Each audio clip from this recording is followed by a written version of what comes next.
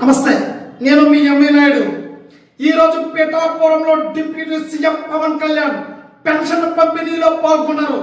అయితే ఇది ఎలా ఉండగా ఈ రోజు కార్యక్రమంలో పవన్ కళ్యాణ్ ఆసక్తికరమైన వ్యాఖ్యలు చేశారు.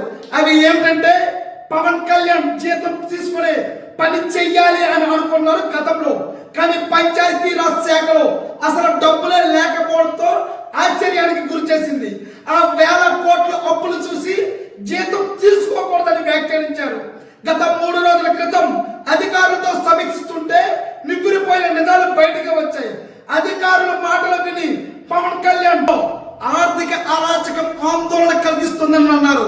డిప్యూటీ సీఎం పవన్ కళ్యాణ్ తన శాఖలపై వరుసగా సమీక్షలు చేస్తూ ఉంటే పవన్ కళ్యాణ్ గత ప్రభుత్వంలో జరిగిన అవకతవకలు వెలుగులోకి తీసుకువస్తున్నారు.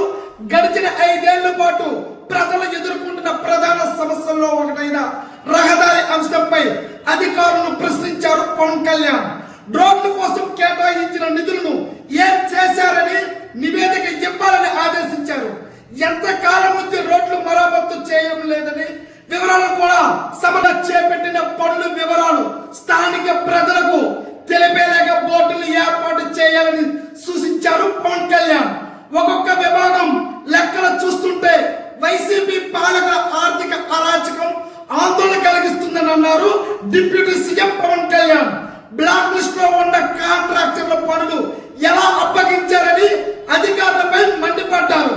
ఆ కాంట్రాక్టర్లు ఏ మేరకు బిల్లులు చెల్లించారు, వీలైనంత త్వరగా నివేదిక ఇవ్వాలని సూచించారు. గత ప్రభుత్వంలో డేటా ఎంట్రీ ఆపరేటర్లు కూడా వేధించారని డిప్యూటీ సీఎం పవన్ కళ్యాణ్ ఆవేదన తెలిపారు అధికారులు.